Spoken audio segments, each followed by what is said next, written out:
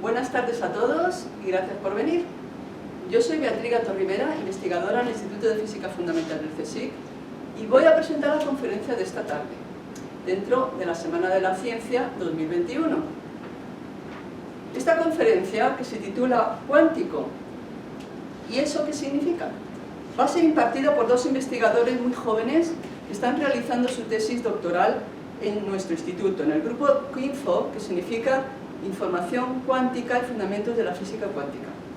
Ellos son María Ita Pérez y Carlos Vega. Perdón. María, tras acabar el grado de Físicas en la Universidad Complutense de Madrid, estudió el máster interuniversitario en Física Nuclear, especializándose en Física Nuclear Teórica y Física de Partículas. Esto le hizo darse cuenta de que deseaba dedicarse a la investigación en física cuántica, y especialmente en computación cuántica. Y ahora está realizando su tesis doctoral sobre diseños de circuitos superconductores para ordenadores y optimizadores cuánticos. Carlos, por su parte, aquí está, se graduó en Física en la Universidad Autónoma de Madrid y posteriormente realizó un máster en Física Teórica en el Instituto de Física Teórica del CSIC. Actualmente investiga sobre aplicaciones de la topología en óptica cuántica. La topología es una rama de las matemáticas en la que dos objetos son equivalentes y se les puede deformar de manera que resulten idénticos. Bueno, pues María y Carlos, o Carlos y María, pues tenéis la palabra. Muchas gracias. Como ya ha dicho Beatriz, somos María y Carlos y estamos aquí en el contexto de la Semana de la Ciencia de la Comunidad de Madrid y el CSIC para hablar sobre qué es la física cuántica. Por eso hemos titulado nuestra charla Cuántico y eso qué significa. La física cuántica es uno de los pilares fundamentales de la física moderna y nos permite entender el universo a escalas muy pequeñas. Además, la física cuántica promete ser determinante para el desarrollo de las nuevas tecnologías y capitanear una segunda revolución tecnológica. Por eso, en esta charla, lo que pretendemos es dar una idea básica de los principios fundamentales de la física cuántica. Sin embargo, entendemos además que el concepto de física cuántica está muy mitificado en el ideario colectivo y tenemos ideas como gatos que están a la vez muertos y vivos, partículas que están en dos sitios al mismo tiempo y muchas cosas similares a esta. Por ello, pretendemos además con esta charla dar una idea de qué no es la física cuántica, comentando y explicando algunos de estos aspectos antiintuitivos de la física. Os dejo ahora con Carlos, que va a empezar con la primera parte de nuestra charla, explicándonos un poco qué es la física cuántica. Vale, pues gracias María. Para intentar abordar un poco qué es la física cuántica, vamos a empezar hablando de el experimento de la doble rendija, ¿vale? Es un experimento muy sencillo, como vamos a ver, pero que realmente ya pone de manifiesto algunos de los efectos más contraintuitivos de la física cuántica. Entonces, bueno, vamos a empezar imaginando que tenemos un montaje experimental sencillo en nuestra escala, que consiste de un cañón que puede disparar bolitas, ¿de acuerdo? Luego tenemos una placa con dos rendijas paralelas y verticales, y finalmente una pantalla que actúa básicamente como un detector cuando una bolita impacta contra ella, ¿vale? Entonces, bueno, vamos a imaginar un experimento muy sencillo en el cual el cañón dispara una bolita que cuando llega hasta la doble rendija debe pasar por una de las dos rendijas para pasar al otro lado. Supongamos, por ejemplo, que pasa por la rendija de la izquierda y termina impactando contra la pantalla. Y cuando lo hace, deja una marquita. Entonces vamos a imaginar que repetimos este proceso muchas veces de forma que, según vamos repitiendo, lanzando cada vez más bolitas, van quedando cada vez más marcas en la pantalla, hasta que se forma un patrón de forma que podamos distinguir. Entonces, de acuerdo, nos preguntamos ahora, ¿de acuerdo? ¿Cuál es este patrón? ¿Qué distribución forman las marquitas en la pantalla? Y como supongo que muchos de vosotros os imaginaréis, es una cosa muy sencilla, es simplemente un patrón compuesto de dos franjas verticales que simplemente se corresponden por aquellas bolitas que han pasado por cada una de las dos rendijas, ¿de acuerdo? Entonces, bueno, hasta aquí todo muy sencillo. Vamos a imaginar que repetimos el mismo experimento, pero cambiando la escala de distancias en la que estamos trabajando, y en lugar de estar lanzando bolitas, pues estamos lanzando partículas subatómicas, como por ejemplo puede ser un electrón. Y repetimos el experimento. Lanzamos muchos electrones, cada vez se quedan más marquitas en la pantalla y nos preguntamos al final de muchas repeticiones cuál puede ser la estructura final, cuál es la distribución de estas marquitas sobre la pantalla. Y nos preguntamos si vamos a obtener el mismo caso que nuestra escala con las bolitas, y la respuesta es que realmente no tenemos lo mismo cuando hacemos el experimento a una escala de distancias muy pequeñas. ¿De acuerdo? En realidad lo que se observa, en lugar de ser las dos franjas verticales que se obtenían en el caso de las bolitas, ahora se obtienen una serie de franjas paralelas y verticales y que en realidad se asemeja más al comportamiento que se exhibirían ondas interfiriendo en un lugar del espacio, ¿de acuerdo? Este es un resultado que no se puede justificar de ninguna manera a través de la mecánica clásica de Newton, y para intentar intuir qué podría estar pasando detrás de este resultado, pues esto es lo que motivó al físico y noble francés Louis de Broglie a postular lo que se llama la dualidad no corpúsculo. Básicamente es un paradigma ya bastante pasado de moda, en el que básicamente sugería pues, que en realidad el comportamiento de partícula y de onda en realidad son de algún modo dos caras de la misma moneda, de modo que a un electrón se le puede atribuir un comportamiento ondulatorio asociado a una onda pues, con una cierta frecuencia que vendrá determinada por el momento lineal del electrón. Pero de alguna forma esto no es más que una intuición, no realmente justifica qué está pasando y por qué estos son los resultados que se miden, que no se pueden explicar con mecánica de Newton. Y bueno, para complicar esto aún un poquito más, vamos a imaginar que complicamos un poco más el montaje experimental y introducimos unos detectores, ¿de acuerdo? Básicamente una máquina que cada vez que un electrón es propulsado contra el sistema, nos dice por qué rendija ha pasado el electrón, si por la rendija de la izquierda o por la de la derecha. Y nos preguntamos si realmente el mero hecho de introducir un detector en ese sistema podría realmente influir en el resultado del experimento, y lo cierto es que sí que lo hace. Aunque el experimento lo hagamos a escalas tan pequeñas como hacer el experimento con electrones, se observa que al introducir un detector el resultado del experimento ha cambiado. ¿De acuerdo? Este resultado pues en su día supuso un verdadero quebradero de cabeza para la comunidad científica, porque realmente no hay modo de explicar cómo es posible que introduciendo un detector realmente puedas obtener pues, resultados experimentales distintos. Parece sugerir que tu estado de conocimiento sobre con qué rendija ha pasado el electrón tuviese una influencia física real sobre el resultado del experimento. Entonces, bueno, realmente para poder entender qué está pasando, es donde entra la mecánica cuántica y proporciona, digamos, un marco teórico que da todos los ingredientes para poder comprender qué está sucediendo. Y para ello pues, vamos a introducir uno de los conceptos más fundamentales que hay en física cuántica, que es el de la superposición. Y para ello vamos a utilizar la metáfora, por así decirlo, del gato de Schrödinger, que realmente no es más que una metáfora para intentar entender qué consiste este fenómeno de la superposición. Y bueno, básicamente imaginemos que tenemos una caja en la que dentro hay un gato, ¿de acuerdo? Un gato que puede estar despierto o puede estar dormido, ¿de acuerdo? En la versión original del experimento el gato está vivo o muerto, pero hemos adoptado esta versión más animalista. Y bueno, para introducir un poco de notación, pues vamos a imaginar, vamos a introducir una notación que nos gusta mucho a los físicos, que básicamente cuando hablamos de los estados de un sistema, pues nos gusta introducir este sistema pues, con una barrita y con una flechita, pero no es más que notación, ¿de acuerdo? Entonces, bueno, vamos a suponer además que la caja en la que está dentro el gato, cuando la caja está cerrada, no hay manera de acceder a la información de cuál es el estado del gato, y que además pues, el gato no evoluciona durante el experimento, ¿de acuerdo? Si está despierto, está dormido, pero no cambia, no se despierta ni se duerme. Entonces, en contexto de física cuántica hablamos de superposición, y cuando hablamos de estados que matemáticamente se representan de una manera como esta, básicamente en términos de la suma matemática de los dos estados, despierto y dormido, multiplicado por unos coeficientes, ¿de acuerdo? Estos numeritos, estas Cs, que simplemente son, como digo, unos coeficientes que nos dicen cómo de despierto y cómo de dormido está el gato, ¿de acuerdo? Entonces, una manera geométrica de representar este estado de superposición cuántica sería pues, a través de introduciendo pues, unos ejes coordenados en los que cada eje se corresponde con el estado despierto o el estado dormido, de manera que un estado genérico de superposición representaría una flecha en ese sistema en el que los coeficientes de la superposición tendrían a representar la longitud de esta flecha en cada uno de los ejes coordenados, ¿de acuerdo?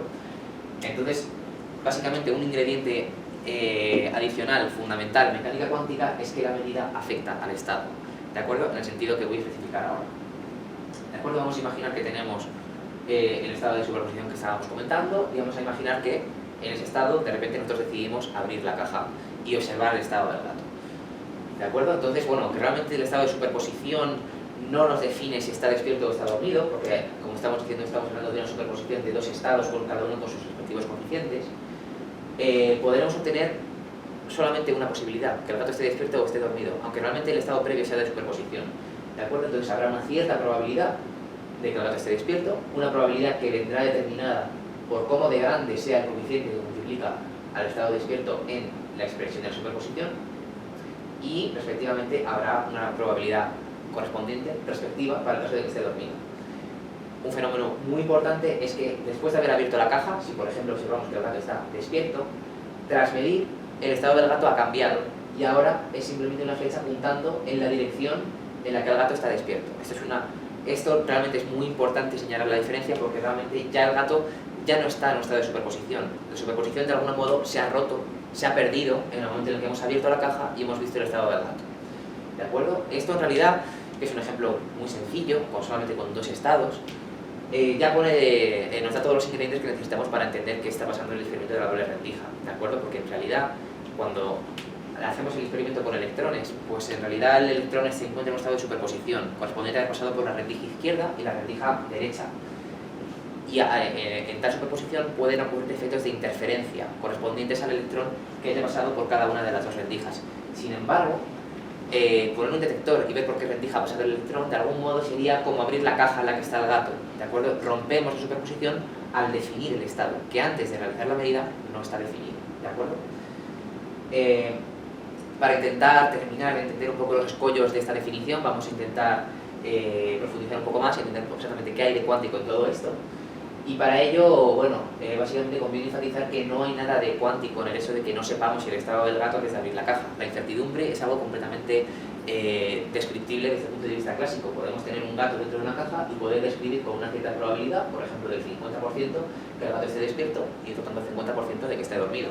No hay nada de cuántico en eso, ¿de acuerdo? Porque en la teoría cuántica, que también tendrá sus predicciones de probabilidad de cuál será cada uno de los resultados de la medida, en realidad lo que lo hace realmente cuántico es, primero, que antes de realizar la medida no es que no solamente que no sepamos el resultado, sino que es una propiedad que está indefinida a priori antes de realizar la medida, y además que el hecho de que existan estados que llamamos de superposición permite la presencia de efectos de interferencia entre las dos, entre el estado de despierto y el estado de dormido, ¿de acuerdo? Estos fenómenos de interferencia sí son puramente cuánticos y son observables, como en el caso de la doble rendija, ¿de acuerdo?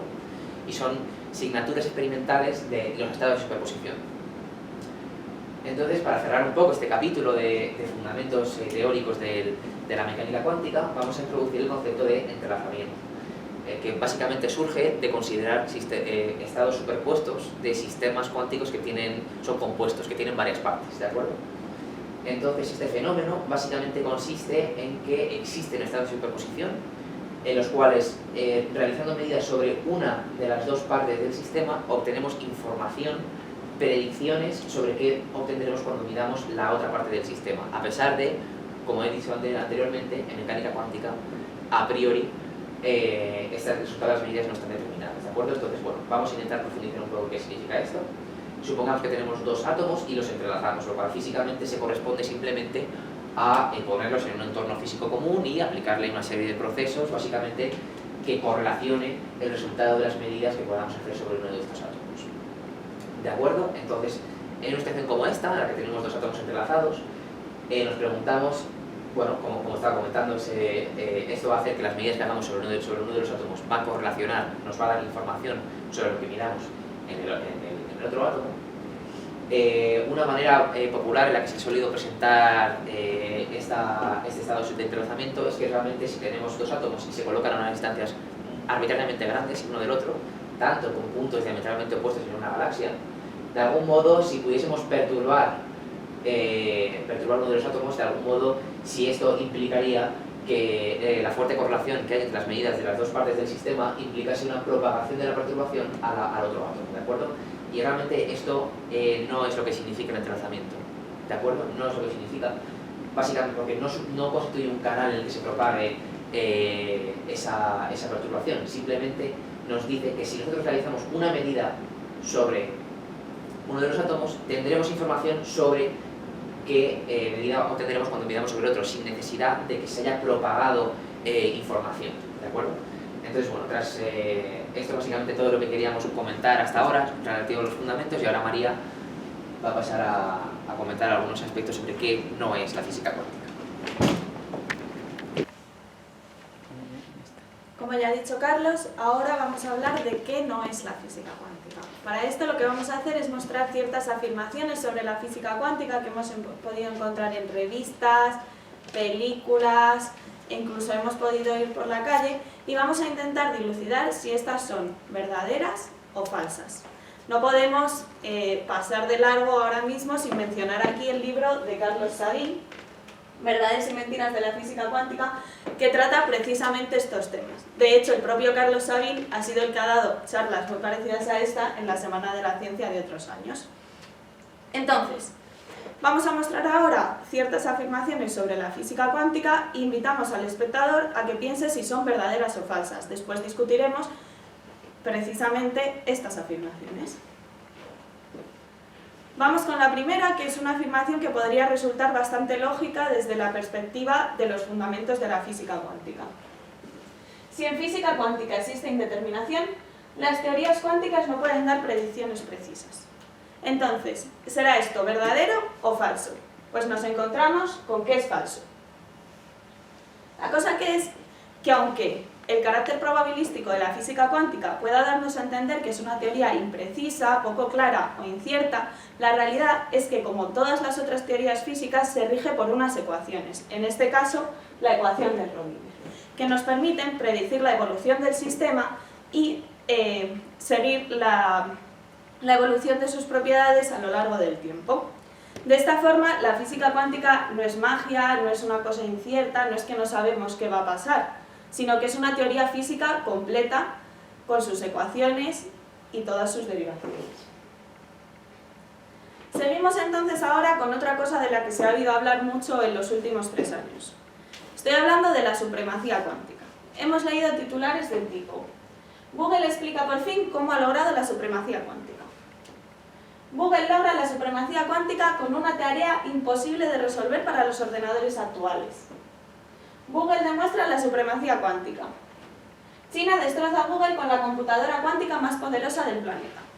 Pero ¿es verdad que los ordenadores cuánticos podrían sobreponerse sobre los ordenadores clásicos actuales, consiguiendo realizar cálculos en tiempos mucho más cortos, incluso cálculos que son imposibles de realizar en un ordenador clásico habitual? Pues sí, nos encontramos ante una afirmación verdadera. Si hemos oído hablar tanto de esto últimamente, es porque en 2019 Google consiguió realizar en 200 segundos un cálculo que al superordenador más potente del planeta le llevaría 10.000 años. Bueno, la verdad es que según IBM serían 2,5 años, pero son la competencia y tienen que buscarle alguna pega. Y además, científicos de la Universidad de Ciencias y Tecnología de China y de la Academia de Ciencias de China, pocos meses después consiguieron también realizar un cálculo que clásicamente llevaría 10 a la 14 veces más que con su ordenador cuántico. Por si no os hacéis una idea, 10 a la 6 veces serían 1.000.000 de veces, un 1 seguido de 6 ceros. Pues imaginaos 10 a la 14 veces, un 1 seguido de 14 ceros, es muchísimo, muchísimo más rápido. Aunque sí que es verdad que últimamente ha salido un paper demostrando que Google no tendría la supremacía cuántica, pues han conseguido con un algoritmo nuevo realizar la tarea que ellos realizaban con el ordenador cuántico en 200 segundos en 300 segundos con un ordenador clásico, y con lo cual la ventaja cuántica no sería tan grande. Y es también cierto que la supremacía cuántica no es un umbral a alcanzar, porque es un umbral incierto que va cambiando, que depende de los nuevos algoritmos clásicos y de los avances en las tecnologías. Lo que sí que es real es que estos dos experimentos supusieron un hito en la computación, abriendo paso a nuevos modelos computacionales que podrían, a lo largo de los años, ser utilizados para el diseño de nuevos fármacos, la optimización del tráfico o el diseño de materiales emergentes. Y ya está, y con esto doy paso a Carlos, que nos va a hablar de otra de estas afirmaciones. Bueno, vamos momentáneamente a cambiar un poco de tercio para comentar una de las alusiones a la física cuántica que se hace desde el cine. Y es que posiblemente muchos de vosotros hayáis visto la película de Los Vengadores Endgame, en la que 5 años después de que el villano Thanos se acabe con la vida de la mitad de los seres vivos del universo, entonces Ant-Man aparece desde el mundo cuántico, pues diciendo que bueno, que cómo es posible que para todo el mundo haya pasado 5 años y para él han pasado solamente 5 horas. Entonces, bueno, en realidad esta no es la única alusión que se hace en el cine a esta cosa tan loca de que pueda pasar el tiempo de manera distinta para diferentes observadores, y realmente pues, es una pregunta razonable de si es cierto que en mecánica cuántica este fenómeno de diferencia en la percepción del tiempo sea una cosa, digamos, real en nuestro universo verdadero, por así decirlo. Y realmente esto no es cierto. No es cierto con matices. Porque generalmente cuando hablamos de mecánica cuántica nos referimos a lo que se denomina mecánica cuántica no relativista. Es decir, la descripción de sistemas cuánticos en los cuales, digamos, los componentes del sistema se mueven a velocidades mucho menores a la velocidad de la luz. En este caso, cualquier observador tiene una percepción idéntica del paso del tiempo, no importa que sea un humano, que sea un ser vivo que tenga el tamaño de un átomo. Realmente no hay una diferencia en la percepción del tiempo. Sin embargo, esto no quiere decir que en el cine no se hagan alusiones científicamente más correctas, más rigurosas, a este fenómeno de la diferencia en la percepción del paso del tiempo. Un ejemplo es la película de Interestelar, en la cual Matthew McConaughey y Anne Hathaway son hay dos astronautas que bajan en un momento de la película a hacer una misión a un planeta muy masivo, que tiene una gravedad muy fuerte. Hacen una misión durante unas horas, y cuando acaban y suben de nuevo a la nave espacial, donde hay otro astronauta esperándoles, pues para el hombre que estaba esperando habían pasado pues, del orden de 20 años, cuando abajo habían pasado solamente unas horas. Naturalmente, estas cantidades están muy exageradas, lo que no deja de ser una película de ciencia ficción, pero sí es cierto el fenómeno físico por el cual la gravedad puede hacer que dos observadores perciban el tiempo de una manera diferente. Le tomo de nuevo el relevo a Carlos con una afirmación que nos atañe mucho en nuestra vida diaria. La física cuántica está detrás de muchas de las tecnologías que utilizamos en la actualidad. Nos planteamos entonces, ¿es esto verdadero o falso? Pues es verdadero. Aunque la aura de novedad e incredibilidad que rodea la cuántica nos hace creer que estas son tecnologías que todavía no están en un estado avanzado, la realidad es que muchos de los aparatos que utilizamos comúnmente se fundamentan en física cuántica o sufren de física cuántica o toman ventaja de esta. Algunos ejemplos de estos aparatos son los aparatos electrónicos digitales como cámaras y ordenadores, los láseres, las pantallas LED, la energía nuclear, incluso la tomografía PET usada en hospitales, los detectores de movimiento o los detectores de humo que tenemos en todas las salas del CSIC, que aprovechan los efectos de absorción y emisión de partículas para precisamente detectar el humo. Seguimos ahora con otra cosa de la que puede ser que hayamos oído hablar mucho, que son las terapias de sanación cuántica, el coaching cuántico, la consciencia cuántica. Hemos leído titulares en revistas del tipo el inmenso poder transformador que tiene el coaching cuántico. ¿Qué es y qué no es la medicina cuántica? Coaching cuántico, la razón por la que John Ram ganará el máster de Augusta. Y hemos visto publicados libros del tipo El médico cuántico o incluso TED Talks que nos prometían ayudarnos a cumplir nuestros sueños utilizando la física cuántica. Y cursos que nos prometen hacernos expertos en terapias de sanación cuántica. Pero ¿es esto verdad? ¿Tienen estas teorías, métodos o terapias algún fundamento real en la física cuántica? La realidad es que no, que esto es falso. El coaching, cuando hablamos de coaching, curación y mentalismo cuántico, hablamos de creencias pseudocientíficas que asemejan los efectos producidos derivados de la física cuántica con las creencias místicas de religiones tradicionales y otras creencias o movimientos espirituales. Fundamentalmente se basan en dos principios en la malinterpretación de los principios fundamentales de la física cuántica. Por un lado, suelen afirmar que el observador consciente altera la realidad. En una reinterpretación un poco libre del experimento de la doble rendija, lo que afirman estas teorías es que tú, como espectador, puedes modificar de manera directa con tu consciencia lo que ocurre en el universo, en la vida real. De esta manera, por ejemplo, si tuvieras mañana un partido de tenis que quieres ganar, tú simplemente tendrías que concentrarte mucho en que vas a ganar ese partido. Y la física cuántica haría el resto. ¿O que te encuentras mal? Pues puedes llamar a tu vecino, el curandero cuántico, decirle lo que te pasa y él desde su casa, si se concentra mucho y pone todo su empeño, podría conseguir curarte sin ni siquiera tocarte o necesidad de un tratamiento real. Pero esto, todos sabemos, después de la explicación que nos ha dado Carlos, que no es cierto, que no es esto lo que afirma el experimento de la doble rendija. Para empezar, cuando hablamos de observar, en este experimento nos referimos a medir una cierta propiedad física. Y además, cuando medimos y la función de onda colapsa, sabemos que nosotros no tenemos ningún poder de decisión sobre el resultado que obtenemos. Simplemente teníamos un estado que está en superposición y cuando medimos encontramos uno de los posibles estados en los que ya estaba el sistema. No estamos modificando el universo de manera directa con nuestra consciencia. Por otro lado, también utilizan la afirmación de toda energía es materia para decir que nosotros somos energía en armonía con el universo. De manera que nosotros, los seres humanos, estaríamos en un equilibrio energético con el universo y cualquier enfermedad, malestar que tuviéramos, tanto psicológico como físico, se debería a un desequilibrio de estas energías, que podría ser tratado con técnicas como pueden ser la meditación o incluso otras técnicas que nos ofrecen estos curanderos cuánticos. Aquí vemos que hay una mezcla de conceptos. Estamos confundiendo la energía como cantidad física real, medible, con la energía de cómo nos sentimos. ¿Cómo nos sentimos hoy? ¿Cuál es nuestra energía hoy? ¿Estamos positivos? ¿Estamos alegres? ¿Estamos tristes? De hecho, podemos ver en la diapositiva anterior de la TikTok que os hablaba que nos dan hasta una escala de nuestra frecuencia, es decir, nuestra energía y cómo estaría relacionado con nuestro estado de ánimo.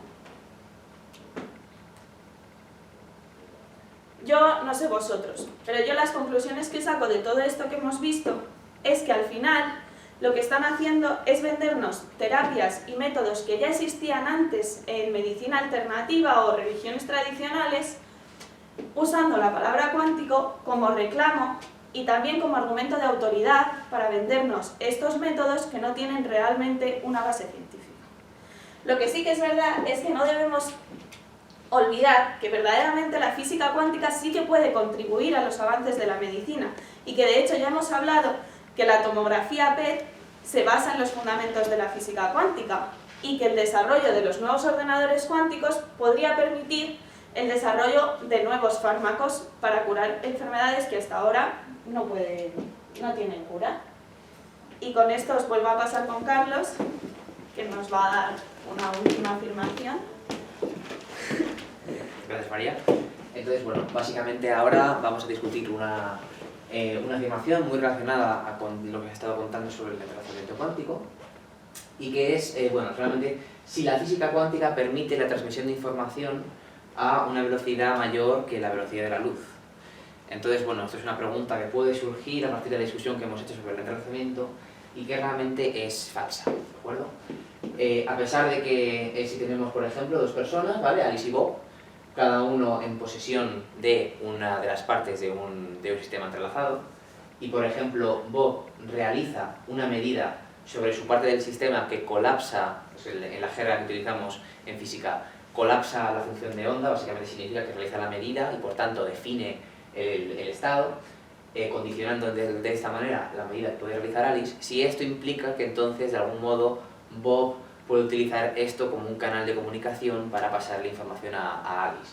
Y lo cierto es que no, esto realmente no va a permitir que esta información pase a una velocidad más grande que la velocidad de la luz, porque esencialmente si Bob realiza su medida y se la quiere comunicar a Alice, deberá hacerlo mediante un canal auxiliar de información que sea clásica.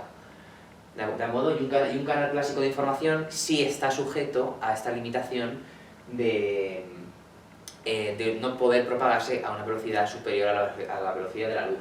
De esta manera, no existen protocolos con sistemas entrelazados que permitan comunicar información a una velocidad más grande que la velocidad de la luz, esencialmente porque estás limitado siempre a un canal auxiliar que va a ser clásico y por tanto va a no poder transmitir esta información a velocidades superlumínicas. Seguimos con otra creencia, que de hecho es una creencia que está muy comúnmente aceptada también en la comunidad científica, que es la creencia de la existencia de mundos paralelos. Hemos leído en revistas titulares del tipo: ¿realidad o ciencia ficción? ¿Existen los universos paralelos? Los universos paralelos no son solo cosa de ciencia ficción, según un nuevo estudio científico.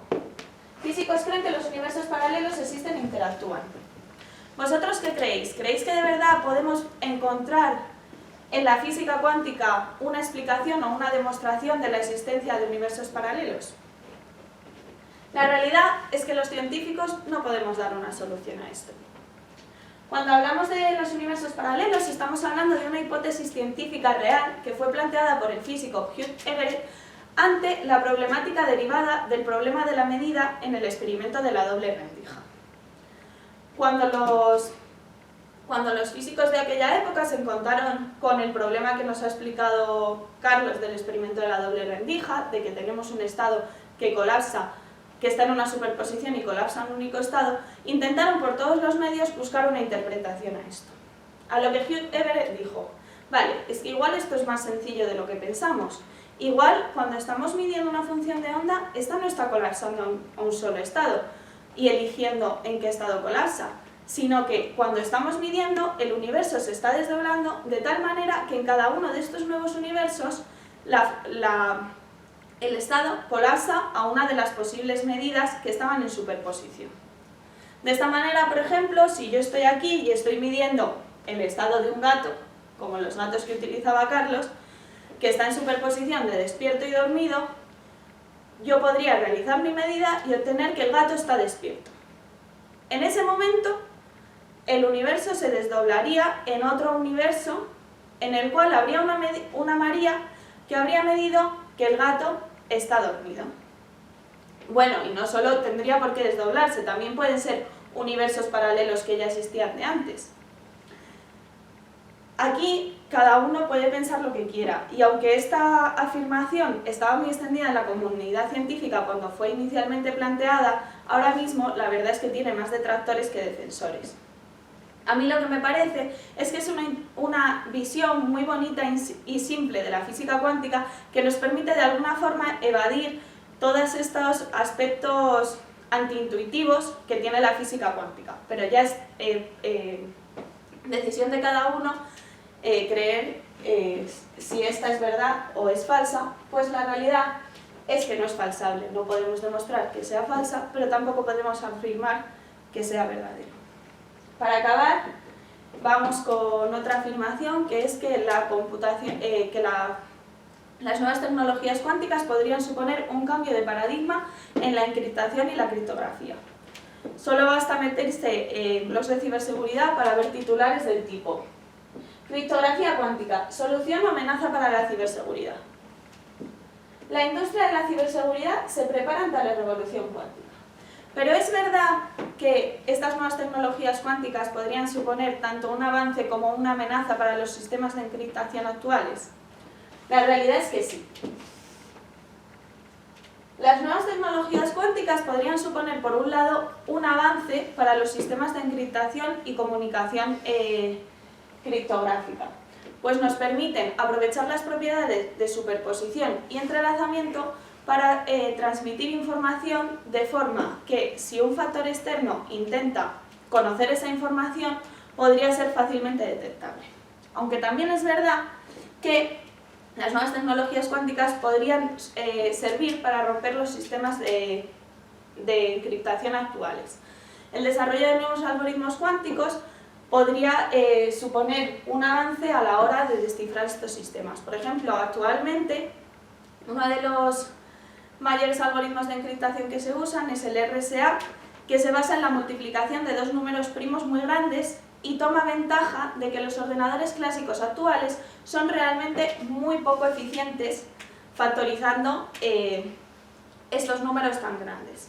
¿Cuál es el problema? Que en computación cuántica existe el algoritmo de Shor, que permitiría realizar mucho más rápido y de manera más fácil la factorización de esta multiplicación de números primos, por lo que los sistemas de encriptación actuales serían fácilmente descifrables. Bueno, ahora simplemente para acabar, queríamos tratar de condensar en unos breves puntos exactamente que hemos tratado de comunicaros para de alguna forma que tengáis un breve resumen de qué han sido básicamente las ideas fundamentales que queríamos transmitiros en esta charla, ¿de acuerdo?